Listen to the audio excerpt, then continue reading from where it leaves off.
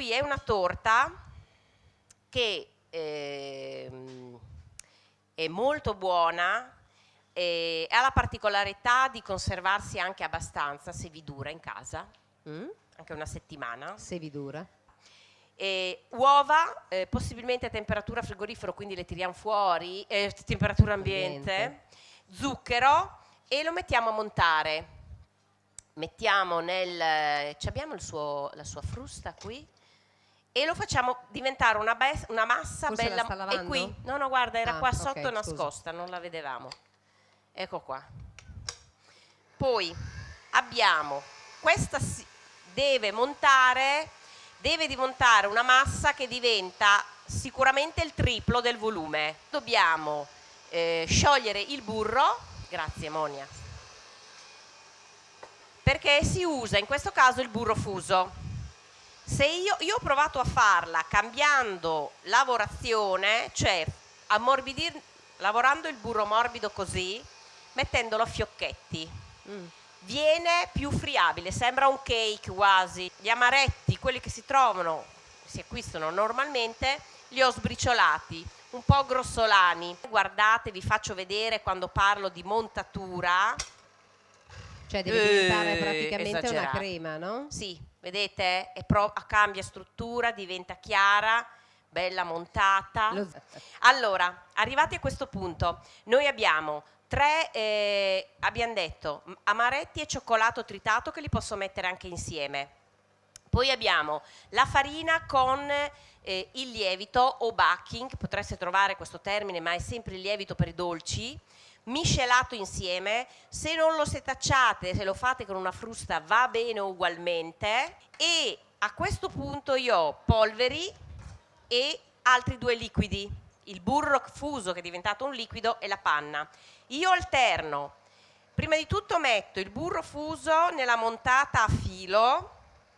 Il burro non deve assolutamente soffriggere o bollire, perché burro fuso si intende burro sciolto, ma non che abbia soffritto, intendiamoci, perché diventa un burro nocciola e cambia gusto, prende più acidità e ha una consistenza diversa e vi dà un dolce con un altro sapore. Faccio un po' di panna e un po' di farina, un po' di panna, un po' di farina. Va bene, hai bisogno di una mano? No, fai da sola. Va bene, guarda. In tutti i dolci va il famoso pizzico di sale. Io e Franca ridiamo per un precedente. Poi vado a mettere come ultimo ingrediente questo, e vi ho detto che potete sostituire il peso dei amaretti con un altro biscotto oppure con della granella. E in questo caso le briciole di biscotto si comportano come se fosse una granella, ok? Vado ad aggiungerle al composto montato e la torta è fatta praticamente. Vedete che quindi va poi messa negli stampi. Adesso prepariamo degli stampi, o anche degli stampi lì sotto se vogliamo fare uno stampo più piccolo, vedi tu, dacci un'occhiata in quella valigia. Quindi noi nel frattempo avremo acceso il forno a quanti gradi? A 170-180 gradi. È un composto, è una massa montata abbastanza umida, quindi vorrà avere dai 40 ai 50 minuti. Volete fare la merenda da portare a scuola per i bambini, fatte in queste carte, sono già pronte ad essere portate via, sono già confezionate. Certo. Quindi piuttosto che fare la fetta che va tagliata, che si sbriciola, qui è fatta, e addirittura una volta raffreddata si può anche congelare. Bene.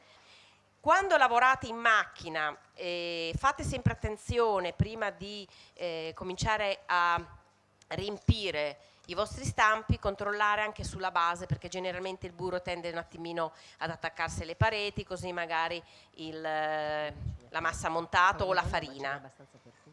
Non dovete riempirlo eccessivamente perché cresce molto, perché ha sia la presenza del baking, del lievito, e il tipo di lavoro. Avete visto come ho lavorato gli albumi, le uova intere, quindi cresce molto. Per i primi 20 minuti non bisogna mai aprire, che è il tempo di reazione del baking, del lievito, per far solidificare la massa inizialmente e nello stesso modo evitare che scenda.